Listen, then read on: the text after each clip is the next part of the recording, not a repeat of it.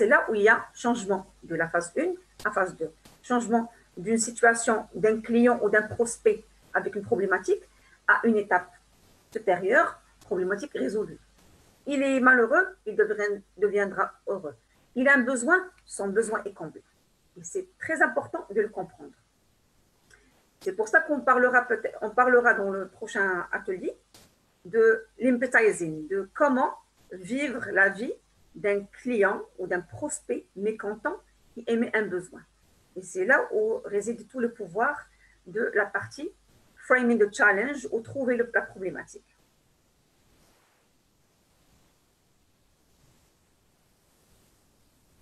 Alors, je vais vous traduire un peu un texte que j'ai trouvé dans mes recherches qui vient de Leila Janna.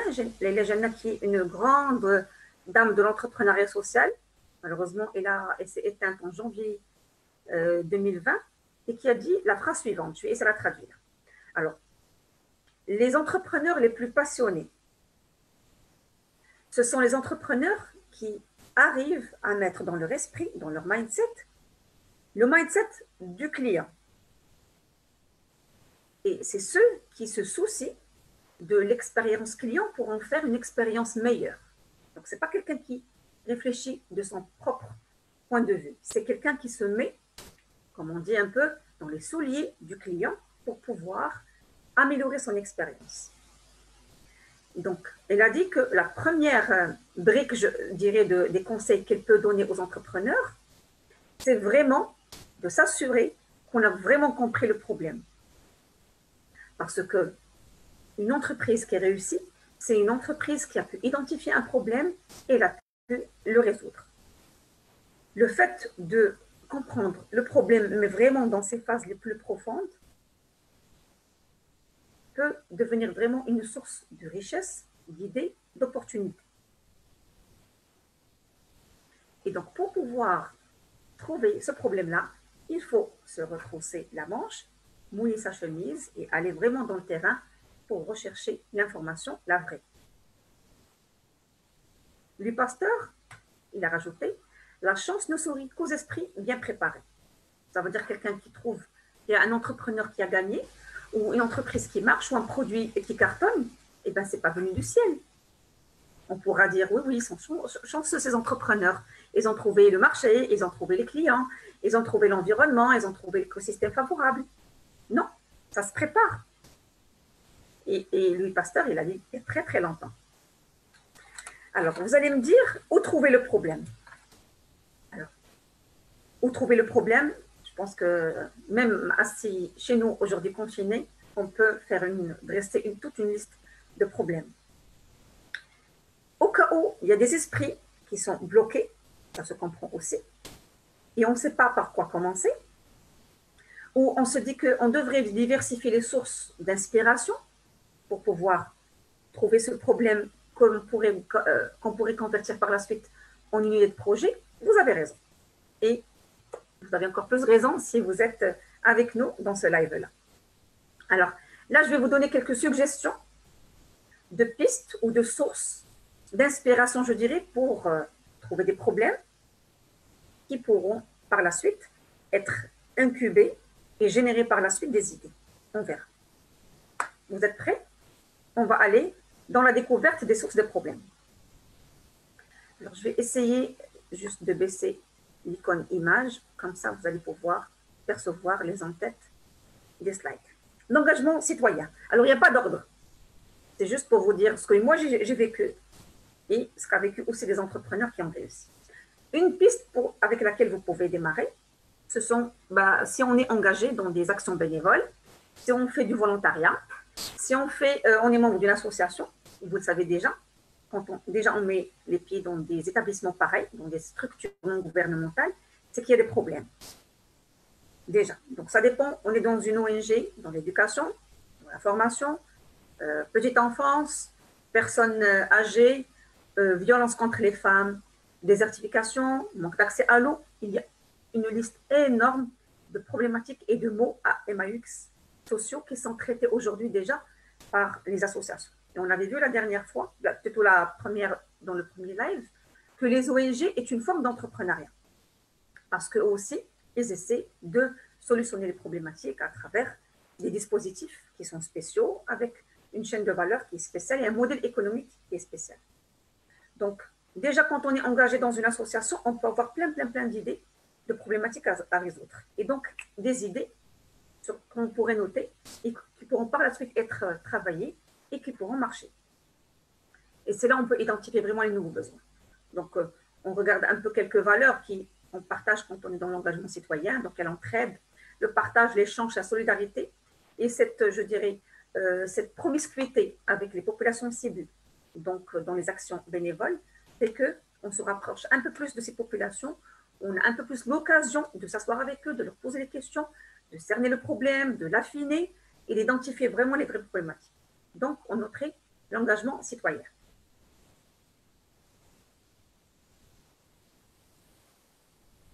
Le questionnement.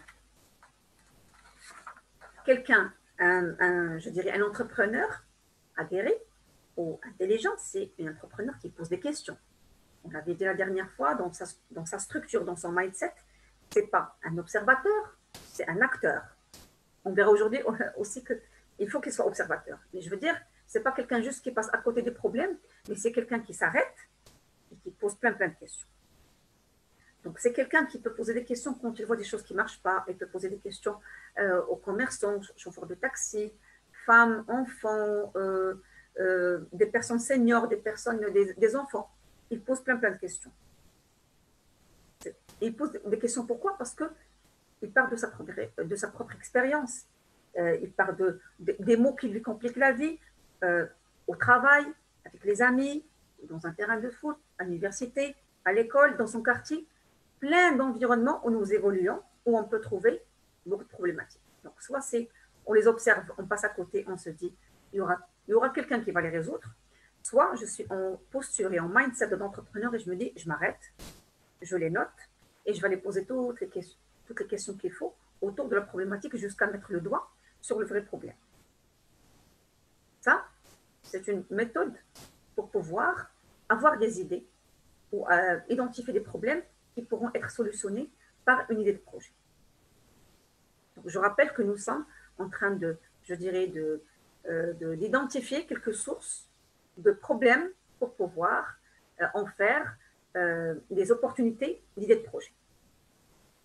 L'expérience. L'expérience, c'est l'expérience de nous-mêmes. Pourquoi est-ce qu'on va partir ailleurs?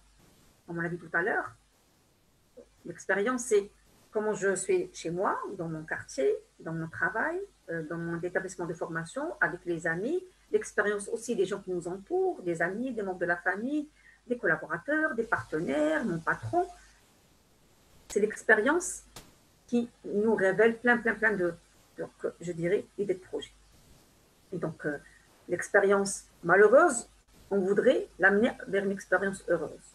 Une expérience malheureuse par rapport à un produit qu'on a utilisé, oui, par une prestation, par rapport à un fournisseur, par rapport à un client, tout ça peut être des sources vraiment de problèmes qu'on pourra traiter.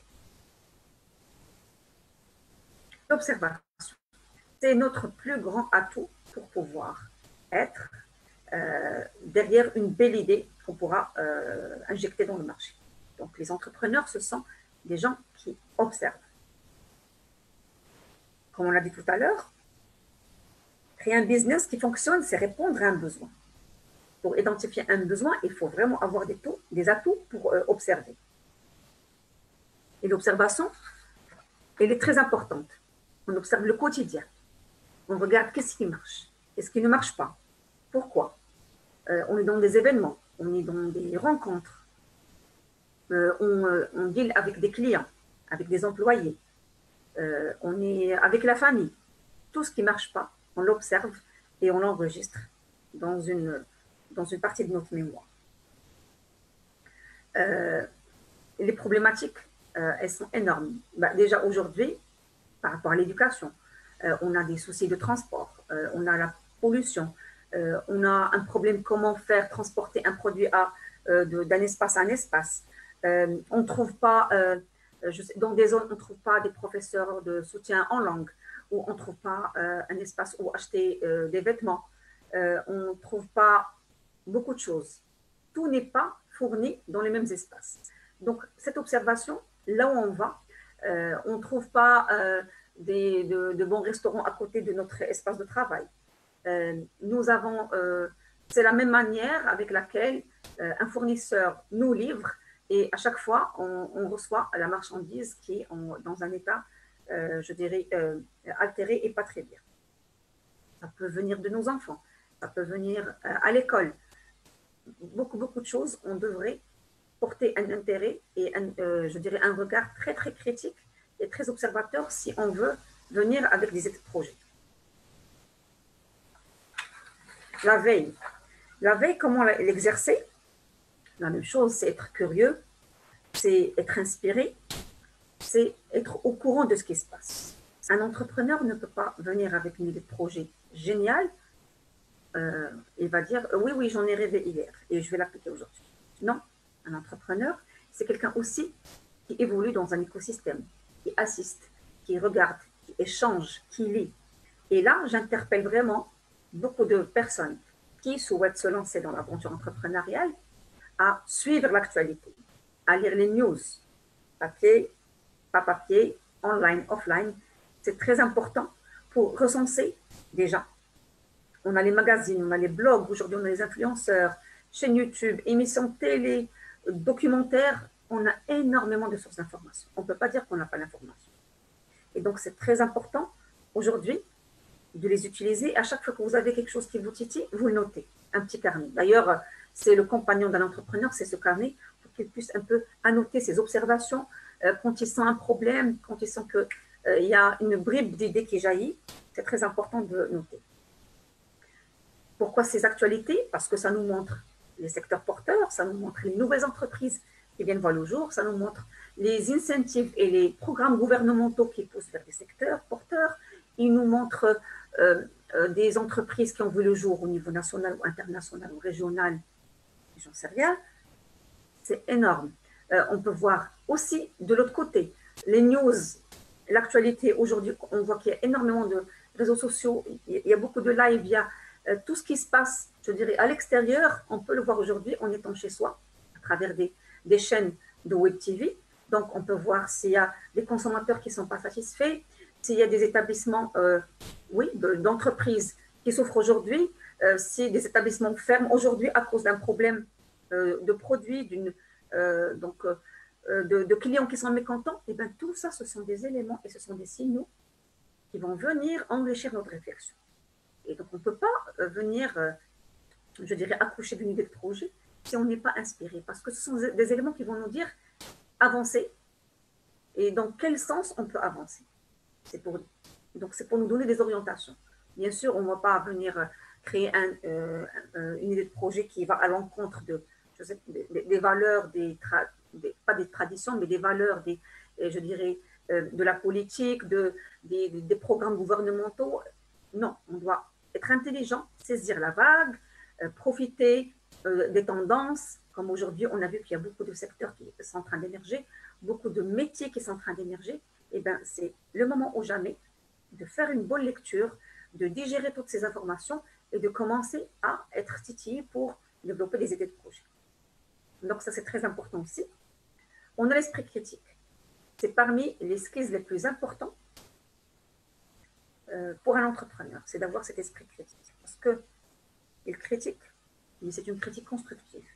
Par exemple, j'achète un produit, je fais des courses, je viens de faire mes courses, je peux déjà constater, est-ce que ce produit, il est bon, pas bon, pourquoi est-ce qu'il n'est pas bien conservé, dans quelles conditions il a été amené ici, ou bien un autre produit technologique, est-ce que ce produit, il est efficace, pas efficace, pourquoi celui il est cher, pas cher, quelle est la chaîne de valeur, quelles sont les entreprises qui le produisent aujourd'hui, est-ce qu'il est importé, est-ce qu'il n'y a pas d'entreprise nationale qui le fait?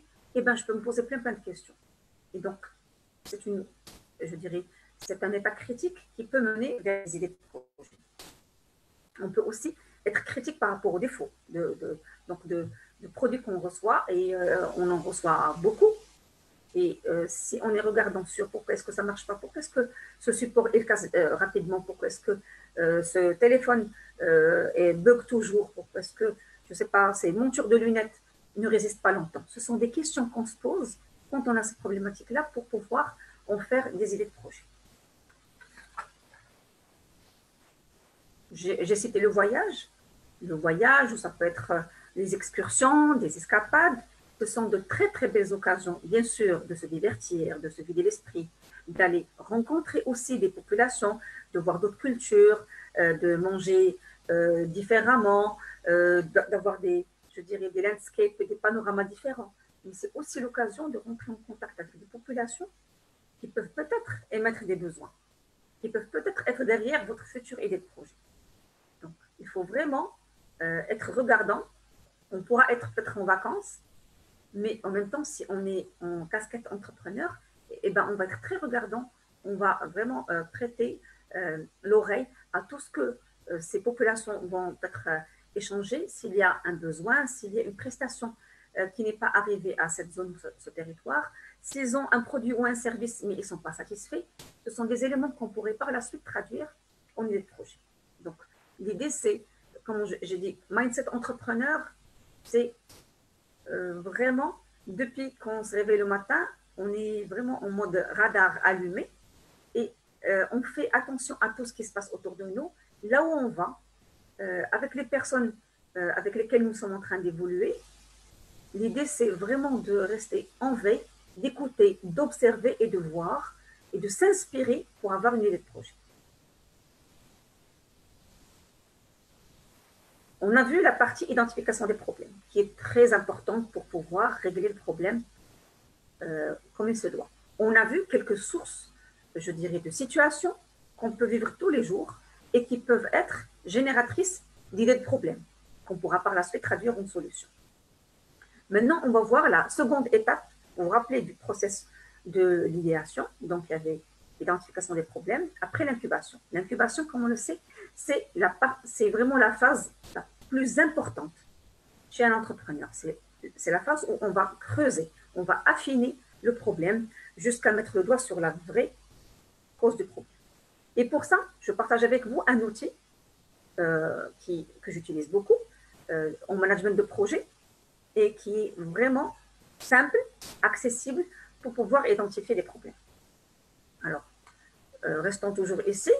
Albert Einstein avait dit que si j'avais 1 heure pour résoudre un problème, je dépenserais 55 minutes pour penser au problème et juste 5 minutes à la solution. C'est pour vous dire le poids et l'importance de la partie identifier le problème. Pour lui, 55 minutes juste pour identifier le problème et 5 minutes la solution. On nous l'a toujours répété quand on était petit dans les exercices, on nous dit que 50% de la solution réside dans le problème. Si vous le comprenez très bien, si vous en cernez la teneur, vous pouvez très bien trouver la solution. Et c'est ce qu'on va voir aussi dans cet atelier. Alors, Steve Jobs, il a rajouté aussi que si on définit ou si on cerne le problème correctement, on pourra facilement trouver la solution. Et il a raison et on va voir comment. À travers cet outil très simple. Je vous présente l'arbre à problème. Un outil très très simple qui nous permet de nous poser les bonnes questions et d'aller en profondeur des problèmes. Cet outil de gestion de projet, il se présente comme suit. Donc c'est un arbre avec des racines et avec des feuillages. Et on a le tronc. Au niveau des troncs, on pose le problème qu'on connaît. Allez, on va dire chômage, employabilité, violence, problèmes climatiques, tout ce qu'on veut. Maintenant, il y a le problème. Mais les effets qu'on voit, ce sont des enfants dans la rue, ce sont des augmentations du divorce, inondations, tremblements de terre. Donc ça, c'est les effets, les conséquences. C'est ce qu'on voit. Si on traitait que le problème, ça serait trop simple. Mais si on allait au niveau des causes, ça serait encore plus intéressant. J'ai toujours pris un exemple très simple avec mes étudiants et je vais le partager avec vous. C'est quelqu'un qui a une rage de dents. En principe, quand on a un souci de dents, on a la joue qui est vraiment gonflée. Donc, ce qu'on voit, ce qui est visible de l'œil, c'est la partie effet, c'est la partie apparente de l'iceberg et la partie apparente feuillage de l'arbre. Donc, on voit une joue gonflée. Le problème, c'est que j'ai un problème de dent. Oui, parce que ma dent, il y a une carie dans ma dent. Quelqu'un va dire, bah, tu sais quoi, tu peux aller lui mettre un produit X ou Y, tu vas prendre un Doliprane, tu vas prendre juste quelque chose pour la calmer. Oui, on va juste calmer le problème. Donc, 2, 3 jours, j'aurai encore mal aux dents. Et c'est ce qui se passe aujourd'hui pour beaucoup de, donc, je dirais, d'initiatives, c'est qu'on calme le problème. On essaie de le réduire, de réduire son effet, mais on ne s'attaque pas à la cause. Tandis que si je vais chez le dentiste et qu'il va aller farfouiller dans ma dent pour chercher le problématique et me soigner la dent, je suis sûre que j'aurai plus mal. J'aurai un petit peu juste mal après l'intervention, mais je n'aurai plus mal. Donc c'est très très très important d'aller attaquer la cause du problème et pas juste le problème ou calmer ses effets. On va prendre un exemple. Un exemple qui va parler aussi aux start-upers et aux entrepreneurs. Alors, on a par exemple, le problème, c'est celui qui est en rose. Faible taux de pérennité des projets. 52% seulement des projets arrivent à tenir le cap après 3 ans. Et ça, c'est une vérité. Les effets, qu'est-ce qu'on voit? Quelqu'un qui n'a plus de projet, qu'est-ce qu'on voit comme conséquence? On voit que des gens qui ferment entreprise, des gens qui peuvent être au chômage, des gens qui vont voir le revenu qui vont s'amoindrir, ils vont devenir pauvres. On va avoir plein de fléaux sociaux parce que ce sont des gens qui ont voulu développer des projets, mais après, ça y est, ils n'ont plus réussi leur projet. Qu'est-ce qu'on peut leur faire? Si on voulait attaquer juste la problématique, on va se dire, eh ben, on va aller injecter peut-être de l'argent, leur donner des crédits avec des taux qui sont élevés, leur donner des petites subventions, les mettre dans des zones ou comme des ghettos pour pouvoir un peu calmer cet état je dirais, de pauvreté. Tout ça, ce sont juste des initiatives qui vont réduire, juste calmer les filles pour qu'on puisse ne pas les voir au chômage, errant dans la rue, en train de mendier ou faire d'autres, je dirais, autre chose néfaste dans la société. Ça, c'est calmer les filles. Mais si on veut identifier les causes, qu'est-ce qu'on peut trouver?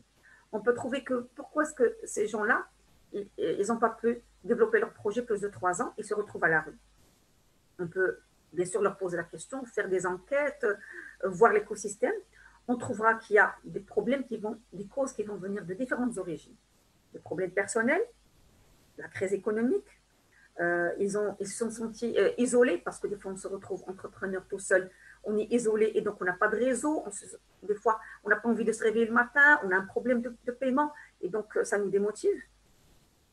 Des entrepreneurs qui ont des charges qui sont trop élevées et donc commencent vraiment à suffoquer parce qu'ils ont choisi le mauvais statut peut-être ou ils n'ont pas choisi la bonne formule de fiscalité, donc du coup ils croulent sous les impôts. On peut trouver aussi des entreprises qui des charges trop élevées parce que ces entrepreneurs ils manquent de compétences en gestion et donc ils se sont un peu embrouillés donc les pistes et se retrouvent dans des charges qui les dépassent. De l'autre côté, on peut aussi trouver les causes de cet état-là ou de ce problème-là. C'est le volume d'affaires qui est insuffisant parce que cet entrepreneur ne connaît pas bien le marché, il n'a pas fait d'études préalables pour connaître sa clientèle et le volume d'affaires qu'il va mettre sur le marché. Il manque de compétences commerciales, il n'est pas visible, etc., etc. Et c'est en attaquant ces causes-là qu'on pourra vraiment aider cette personne-là, pas juste avec une petite subvention ou changer de local ou injecter de l'argent dans le capital. Même si on le fait, eh ben, on aura le même état d'esprit et le même résultat. C'est une entreprise qui ne va pas se développer. Maintenant, on connaît le problème. On a identifié. Ben, un pessimiste, il voit la difficulté dans chaque opportunité. Un optimiste voit l'opportunité dans chaque difficulté. C'est ce qu'a dit Winston Churchill. Vous voyez le mindset de l'entrepreneur. Donc, ce n'est pas quelqu'un qui dit que, mon Dieu, ça c'est un problème, pourquoi est-ce que je vais aller mettre mon doigt dans un nid de guêpe? Un optimiste, il voit l'opportunité dans chaque difficulté. Et l'entrepreneur, le mindset de l'entrepreneur, c'est quelqu'un d'optimiste, c'est quelqu'un aussi qui est orienté opportunité d'affaires. Alors, on va rester dans l'arbre pour vous montrer un peu le switch. Maintenant, on va aller dans la théorie de changement et voir comment du problème, comme a dit Churchill, on va voir l'opportunité.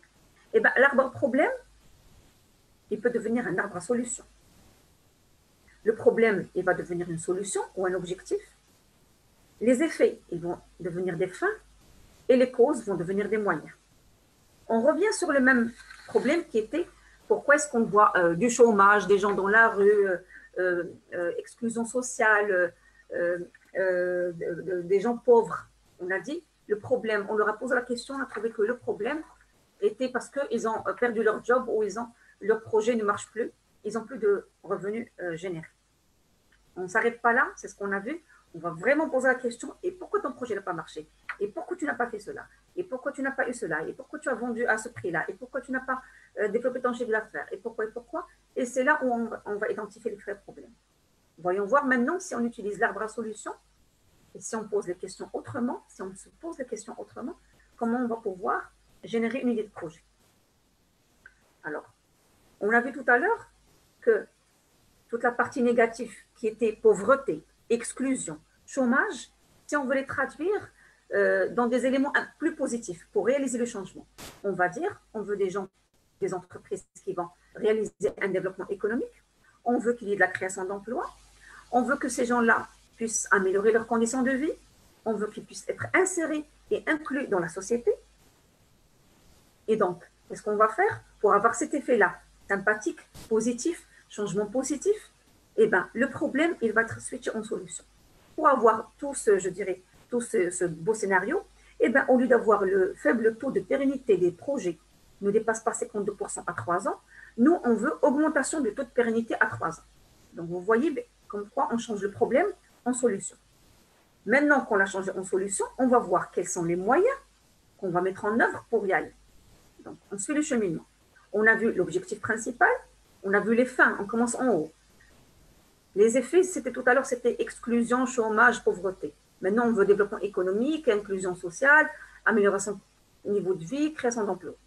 Pour le faire, eh bien, ici, au lieu d'avoir taux de pérennité, pas plus de 3 ans, il y a 52% et les entreprises commencent à mourir. Ici, on veut que la pérennisation dépasse le cap des 3 ans. Alors, ici, on a vu les causes. Maintenant, on va voir les moyens qui vont nous aider à voir ce taux de pérennisation augmenter.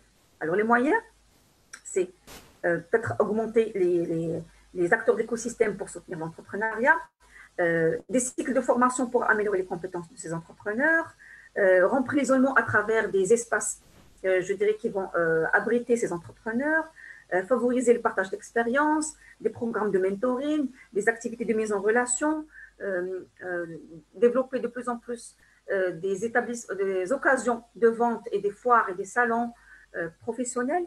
Eh bien, vous voyez, on est en train de travailler sur les moyens. Et c'est comme ça qu'on pourra faire le switch entre une problématique et la rendre en solution. Donc, si nous, on travaille et on réfléchit de cette manière-là, on pourra par la suite développer une offre qui va aller sur les moyens.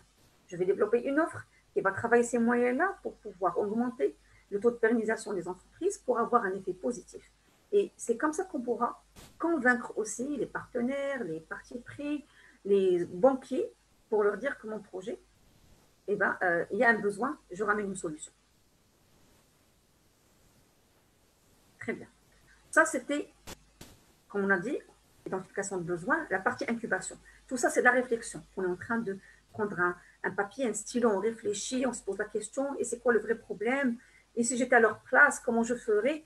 Bien sûr, je pose la question aux gens qui souffrent de cette problématique-là, je lis, je me documente et je trace. Je vous ai donné juste quelques éléments sur l'arbre à problème, mais nous, à notre niveau, la vraie situation, notre arbre, il peut aller dans la partie enracinement à vraiment un 3, 4, 5 niveaux. Comme un ascenseur dans un immeuble, on peut avoir des effets à plus 5, plus 6, et on peut avoir vraiment un sous-sol à moins 5, moins 6. Donc, la réflexion, elle doit vraiment prendre son temps. 55 minutes, rappelez-vous, versus 5 minutes pour la solution.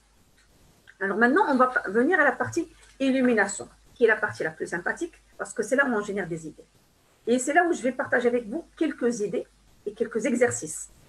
Cet atelier, en principe, quand il se fait en présentiel, il est beaucoup plus dynamique parce qu'on a du papier, du stylo, des post-it, des tableaux, plein d'outils pour pouvoir le faire. Mais je vais essayer quand même de vous l'expliquer à travers ces slides-là. On va bien sûr commencer par l'outil le plus ancestral qu'on connaît, qui est le brainstorming. C'est une technique de créativité qui est connue depuis la nuit des temps, donc qui a été développée par Osborne, et donc il avait testé dans son agence de publicité depuis les années 40. J'ai trouvé une image en noir et blanc, je pense qu'ils étaient déjà en train de brainstormer sur des projets.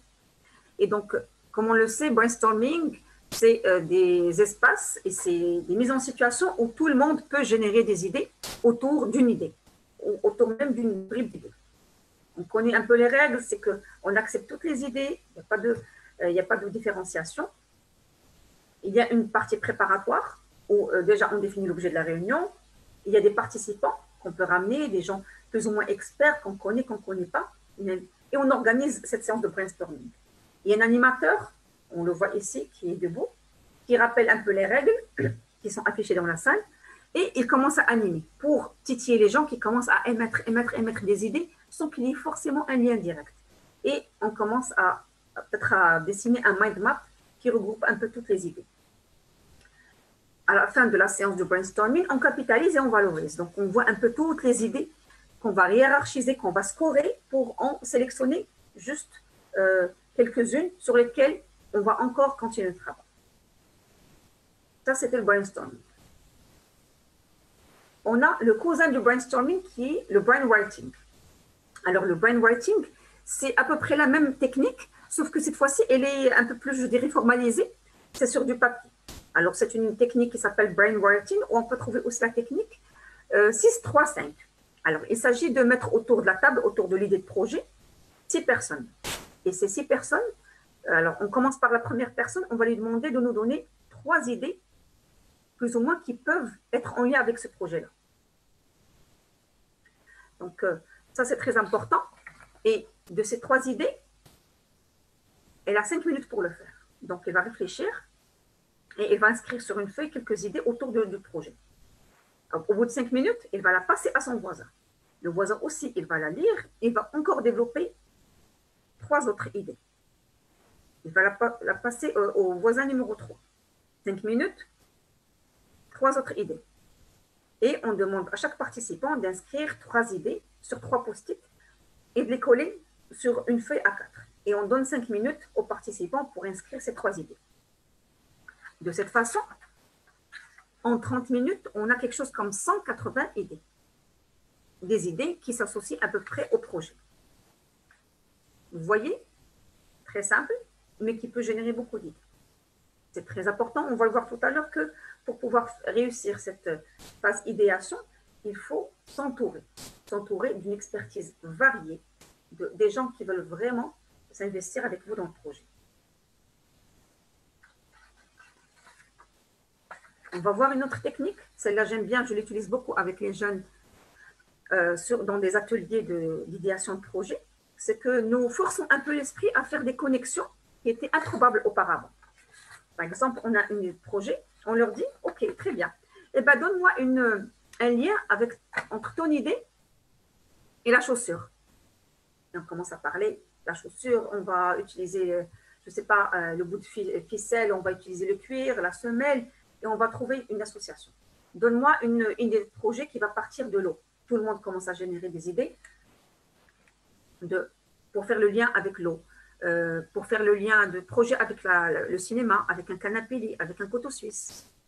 On peut déjà trouver que des objets dans la salle qui peuvent déjà nous fournir des éléments pour faire des connexions forcées. Pourquoi ces connexions forcées? C'est pour pouvoir faire l'exercice de penser autrement. Au départ, on peut dire c'est faux, c'est n'importe quoi, je ne pourrais jamais associer une chaussure à mon projet, qu'est-ce que ça a à voir? Mais le fait de s'exercer peut générer de nouvelles idées. C'est très important de s'exercer dans cette phase-là. Le 6-to-1. Le 6-to-1, c'est aussi une technique d'idéation qui est très connue, où on demande aux participants d'aller sur d'un très grand nombre d'idées et essayer de les affiner. Comment ça se passe? Donc, ils commencent d'abord par avoir beaucoup d'idées, et de 6, on essaie de compresser dans le même temps à 4 et à 1. pour vraiment, vraiment nous donner une idée pertinente par rapport au projet.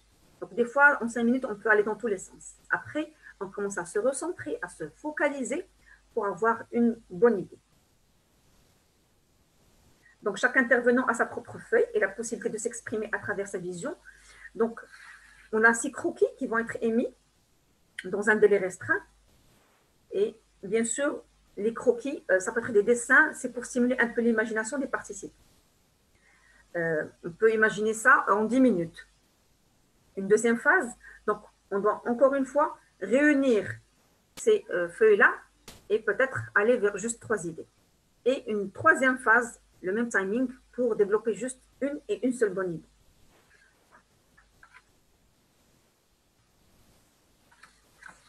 On a le scamper qui est une technique aussi que j'ai découvert il y a quelques années. Alors, c'est une technique de concassage qui s'appelle scamper. Scamper, elle vient, donc, pour juste expliquer, c'est un acronyme de substituer, combiner, adapter, modifier, produire, éliminer, réorganiser. On utilise beaucoup cette technique pour stimuler l'imagination des gens qui veulent créer des projets, des produits, surtout des produits, et qui ne savent pas par où commencer. Moi, dans mes ateliers, qu'est-ce que je fais? Je ramène des objets un peu de chez moi et je leur dis la chose suivante. Voici des objets, je donne à chaque atelier un objet et je leur dis comment est-ce qu'on pourrait faire de l'objet, de son état actuel, à un autre objet complètement différent en utilisant le scamper. Ça veut dire quoi? Ça veut dire qu'on peut déjà, est-ce que cet objet, on peut le substituer? Carrément, il disparaît, on va voir à côté un autre projet ou un autre objet. Est-ce que d'un objet X, je vais prendre juste peut-être mes lunettes juste pour illustrer, parce qu'on n'a pas toujours l'occasion. Est-ce que si je prends ces lunettes, dans le C, si je combine les lunettes avec autre chose, est-ce que ça peut me donner quelque chose de différent? Je ne sais pas, des lunettes avec peut-être un petit support au-dessus ou juste un petit accessoire pour faire un effet papillon ou autre. Ça peut donner un produit complètement différent. Est-ce que ce produit-là, on peut l'adapter? On peut l'adapter, ça ne s'applique pas sur peut-être les lunettes, mais sur un autre produit. Est-ce que si je prends un carton, une boîte, je dirais, je ne sais pas, une boîte ou un crabe, si je lui change des éléments, est-ce que je peux l'adapter à notre contexte? Est-ce que si je prends ce crabe-là, qui est adapté, qui est pour les cheveux, je ne sais pas si on arrive à le voir, pour les cheveux, est-ce que si je le mets un petit peu, peut-être un peu plus petit, il pourra me servir, tiens, pourquoi pas, pour tenir tous les fils qu'on a chez nous à la maison, pour les écouteurs, pour les chargeurs, de PC, de téléphone et tout ça? Parce que des fois, c'est vraiment, on ne peut plus les démêler. Ça, c'est adapté. On a aussi modifié, un produit X, il peut être modifié complètement pour servir Y. Peut-être, j'utilise moi des choses très sympathiques pour avoir des... allez, par exemple, j'ai ce petit mug qui est en plastique, qui me sert aujourd'hui pour le stylo. Et je peux en faire par la suite un petit vase, un truc décoratif, un bougeoir. Je peux le modifier, en faire plein de choses. Éliminer, c'est est-ce que j'ai un produit et je pourrais en éliminer la moitié et la remplacer par autre chose. Donc, ce sont vraiment des techniques très sympathiques et très simples que je pourrais utiliser pour identifier un nouveau produit. Et d'ailleurs, c'est très utilisé aussi par les gens qui sont portés sur le green et sur le recyclage. On a des objets chez nous, on a des vêtements qui sont utilisés. On a dit qu'on allait s'en séparer. Et non, un entrepreneur, qu'est-ce qu'il va faire? Il va les récupérer, découper, arranger, rajouter, étirer pour pouvoir en faire un autre produit et lui rallonger la vie et l'utilisation. Très bien, ça c'était le scamper. Le Magnolia Circle, c'est mon exercice préféré parce que quand on le fait, on bouge dans la salle. Alors, je n'ai pas pu trouver vraiment l'image, mais je vais essayer de vous la décrire pour vous rapprocher. Alors, on a un premier groupe. L'idéal, c'est d'avoir 2 groupes du même nombre. C'est-à-dire, on a une salle de 8, on est 4, 4, 10, 5, 5, 12, 6, 6. On a un groupe, un premier groupe qui va se voir un peu les yeux dans les yeux et un deuxième groupe qui va lui donner du... Donc, on imagine que chaque personne va donner du dos à chaque personne. Alors, le premier groupe qui est au milieu, c'est un groupe qui porte une problématique. Une problématique, il a du mal à, juste à réviser, l'autre personne, son trajet, il est très loin et le moyen de transport ne lui convient pas. La troisième personne, elle dit que quand je veux télécharger mes fichiers de la plateforme e-learning de notre université, ça ne marche pas. Chacun avec sa problématique. Alors, les gens qui sont à l'extérieur, ce sont les experts, ce sont les consultants. Alors, l'idée, c'est de faire un petit minutage. Alors, chaque personne, alors, ce groupe-là, il va se mettre, il va tourner, pivoter et regarder vers l'autre. On va se retrouver, chacun va regarder une personne en face. C'est comme un cercle avec un deuxième cercle. Donc, on va regarder l'expert devant. On a 30 secondes pour dire le problème. Tac, tac, tac, j'ai un problème. Je veux télécharger de la plateforme de e-learning. Je n'arrive pas à télécharger les fichiers. Alors, la personne qui est en face, elle a aussi 30 secondes ou 1 minute pour nous donner une idée de projet. Auprès de 1 minute, on fait hop et le cercle extérieur, il bouge. Le cercle intérieur ne bouge pas. Les émetteurs de problèmes ne bougent pas. Ce sont ceux qui proposent des solutions qui bougent. Donc, vous imaginez qu'ils vont bouger chaque minute, à chaque fois, autour d'une personne. Et bien, la personne qui a émis le besoin, elle va au moins avoir au bout de l'atelier 4 idées, 5 idées, 6 idées, ça dépend du nombre. C'est magnifique. C'est un atelier qui permet que les autres puissent être impliqués, qu'ils puissent générer des propositions de solutions. Et donc, la personne, par la suite, elle part pour un peu récupérer toutes ces idées de solutions. Donc, c'est un atelier qui est très sympathique à animer. Ça bouge, on occupe l'espace et ça recrée de l'énergie dans les animations. OK? Donc, on a vu un peu comment on peut générer des idées de projets quand on veut vraiment s'attarder sur les problématiques qu'on les a vraiment identifiées. Là, je vais vous donner un peu des sources d'idées qui vont venir comme ça, sans qu'il y ait vraiment ce travail-là au préalable sur la problématique. On trouve aussi, et des fois ça marche, on peut aussi être inspiré de concepts qui marchent ailleurs, des concepts qui marchent à l'étranger. Un produit qui existe, je ne sais pas, en France, en Espagne, en Malaisie, aux États-Unis, mais qu'on n'a pas ici. Mais on voit très bien que déjà, les Marocains sont en train d'être portés sur ça, grâce à l'observation. Je cite un exemple de tout ce qui est vide dressing. Et donc, aujourd'hui, on voit qu'il y a de plus en plus de gens qui sont portés sur ça, qui veulent commercialiser des objets, des fois de luxe, des vêtements qui sont d'occasion, et d'autres qui veulent acheter des vêtements d'occasion. Et donc, on trouvera à l'étranger qu'il y a beaucoup de plateformes aujourd'hui en ligne qui se font de l'argent fou, qui ont déjà démarré sur ce créneau-là. Et bien, ça peut être une idée de projet qu'on pourra importer ici. La franchise, c'est une façon très, très simple pour pouvoir démarrer un projet. C'est une idée déjà qui est validée, il y a de la demande. Et ben, ça peut être beaucoup de projets, chocolaterie et autres qui sont franchisés. Surtout qu'on sait que pour quelques produits, on fait beaucoup confiance à leur origine, surtout si elles viennent de l'étranger. Et donc, ça peut être une idée de projet. Il n'y a pas tout ce travail-là au préalable. Il y a juste à signer le partenariat, de bien contractualiser, de trouver le local, de respecter le cahier de charge et de démarrer son projet. Et pourquoi pas reprendre une entreprise? Déjà, comme j'ai dit tout à l'heure, il faut rester en veille, observer, lire, se documenter. Et on constate qu'il y a une entreprise qui a un produit qui nous intéresse beaucoup, dans lequel on a de l'expérience, mais le gérant, il a trouvé des problèmes, ou il y a eu des circonstances qui ont fait que cette entreprise-là, elle se porte très très mal. Et bien, on peut la reprendre des fois avec son personnel ou pas, avec son process, les machines sont locales. Et donc déjà, une partie, je dirais, de la chaîne de valeur, elle est déjà là, une partie de l'activité, elle est déjà là. Il suffit juste, bien sûr, d'identifier pourquoi elle ne marche pas et de corriger tout ça. Si ça vient du management, ça vient des associés, est-ce que c'est le produit, est-ce que c'est le marché, est-ce que c'est l'écosystème, et si on trouve que nous avons des solutions à apporter à cette entreprise-là, eh bien, c'est l'occasion de la reprendre. On a aussi un outil très sympathique, moi ça me permet aussi de m'inspirer sur beaucoup d'idées, c'est d'assister à des compétitions, à des startup week-end, à des hackathons, à des school labs, à beaucoup d'initiatives entrepreneuriales et sais qu'on en fait énormément au Maroc, pour pouvoir avoir cette idée de projet. Eh ben, je suis sûre et certaine, vous assistez à 2, 3, 4, vous allez avoir votre carnet plein d'idées de projet, vous allez être inspiré, vous allez vous dire, eh ben, j'ai pensé à cette idée il y a longtemps, mais je ne pensais pas que ça allait être concrétisé.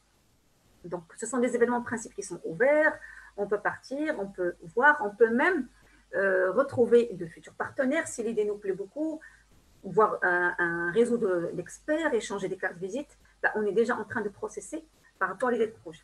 Donc, ce sont vraiment un grand gisement d'idées de projet. On peut aussi s'associer à quelqu'un qui a déjà une entreprise qui marche, le produit nous intéresse, on peut ramener une valeur ajoutée, soit en expertise, soit en technicité, soit en matériel, soit en argent. Et ben, on va aller vers cet entrepreneur déjà qui est là, qui a déjà validé le projet, le produit il marche, la prestation elle marche, le marché il est là, et la demande, et ben, on va aller demander qu'on s'associe à cette personne-là. C'est aussi une idée qui nous permet, je dirais, de travailler sur une idée de projet. La dernière que j'ai laissée, qui est très intéressante aussi, c'est pourquoi partir à l'extérieur si on peut déjà de nous-mêmes développer des idées de projet. Et comment le faire? C'est de partir de nos passions, de nos talents. Qu'est-ce qu'on sait faire? On sait faire de la cuisine, décoration, bricolage, jardinage, sport. Pourquoi ne pas le transformer en business?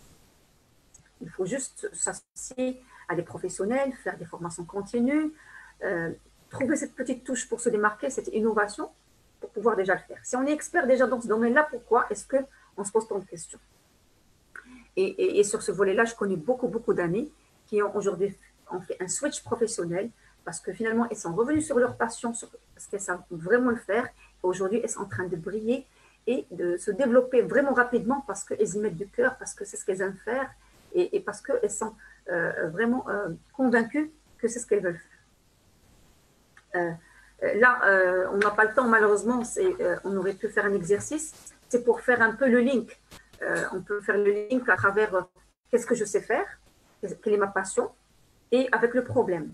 Et là, ça peut être un atelier qui peut durer même très longtemps pour pouvoir générer beaucoup d'idées.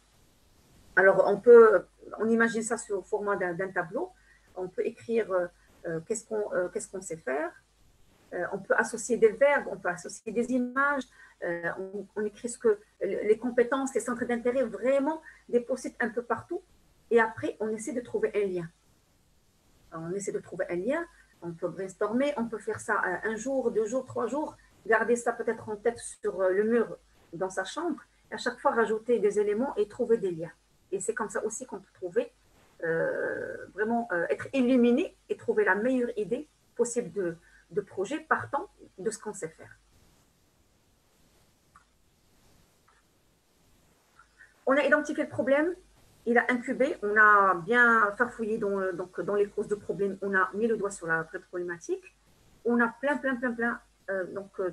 d'activités qu'on a faites pour pouvoir identifier des idées de projet avec nos amis, avec des experts, avec des gens qui nous entourent. On ne peut pas automatiquement aller les mettre dans le marché. On va faire une petite vérification préalable. Cette vérification, c'est comme un passoire ou un entonnoir, plutôt un passoire pour pouvoir filtrer. Donc au départ, du haut en bas, on a généré des idées en vrac à travers ces ateliers d'idéation. Donc de nouvelles idées, des pistes de solutions pour régler les problèmes. On est tous contents, très bien.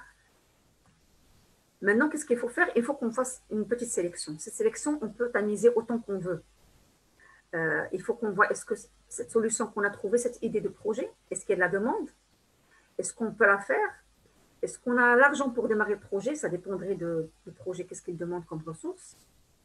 Après, on pourra se demander, est-ce qu'on a déjà une clientèle qui est préparée, éduquée pour pouvoir consommer ce produit ou ce service? Est-ce qu'il y a un nombre de clients assez grand pour pouvoir, je dirais, à qui on peut vendre le projet ou le service? Est-ce que nous avons de l'expertise technique? Est-ce que c'est quelque chose pour laquelle on doit peut-être faire appel à un expert d'international? Est-ce que les machines existent ici ou pas? Je ne sais pas. Est-ce que la matière première, elle existe, oui ou non? Est-ce qu'on a les équipements? Est-ce que oui ou non? Est-ce qu'il y a de la concurrence déjà qui est installée sur le marché par rapport à ce produit? Et c'est un processus itératif. Donc, on se pose la question, et peut-être qu'on a eu 15 idées, et bien ces 15 idées, on va les tamiser. Et à travers ces tamis-là, on va pouvoir peut-être atterrir sur 3 ou 4 idées qu'on va, par la suite, on verra, tester sur le marché et voir laquelle elle marche le mieux. Donc, n'allons pas dans l'euphorie, je dirais, d'exercice quand on a des idées, aller les essayer toutes. Non, c'est pas possible. Une seule idée, c'est très dangereux. Donc, il faut vraiment faire une opération de filtrage et prendre le temps d'analyser, de tamiser, de sélectionner, de filtrer ces idées pour en trouver les plus pertinentes. En conclusion, j'ai 3 ou 4 messages à faire passer à toutes les personnes qui souhaitent créer ou trouver des idées de projet. L'idée géniale qui tombe du ciel et que personne n'a eue avant moi, c'est un mythe. Aujourd'hui, on le dit, tout a été créé, tout est sur le net. Ce qu'on peut faire, c'est venir vraiment avec sa valeur ajoutée. Donc, soyez sûr que l'idée géniale, c'est avec la petite touche d'innovation, c'est comment moi je vais traiter l'idée. Il n'y a plus d'invention, tout a été déjà inventé. À retenir, toutes les idées que vous aurez sont déjà prises. Soyez sûr qu'en ce moment, si on a des idées de projet, peut-être qu'il y a des milliers de gens sur le globe qui sont en train de penser peut-être de la même manière, moins, mieux, mais qui sont en train de prendre cette même idée. Bonne nouvelle aussi, c'est que l'idée de projet d'aujourd'hui, ce n'est pas la même qui va rester dans quelques années si on développe vraiment, et on va très loin avec l'idée de projet. Elle va évoluer dans le temps. Elle va aller, je dirais, évoluer, pivoter pour pouvoir toujours combler un besoin client parce que le client change, l'environnement il change, le marché change et donc elle va vraiment prendre une forme beaucoup plus évoluée d'ici quelques années. Et trouver une idée de projet, c'est super, mais ça ne veut pas dire qu'on a réussi le projet. C'est juste le point de départ de votre projet. Et je terminerai mon intervention en citant un extrait. Vous croyez que votre idée a de la valeur tant que vous ne passez pas à l'action. Votre brillante idée n'est que ça, une idée. Et des idées brillantes, tout le monde en a. Et c'est ainsi que je clôture cet atelier sur comment trouver une idée de projet. Donc on a vu un peu tout le process d'idéation, identifier un problème, comment incuber un problème, comment trouver des solutions à ce problème, comment le vérifier. Je vous remercie pour votre intérêt, pour votre participation et à bientôt pour le 4e live dans le cycle d'ateliers sur l'entrepreneuriat avec Nawal Bakri.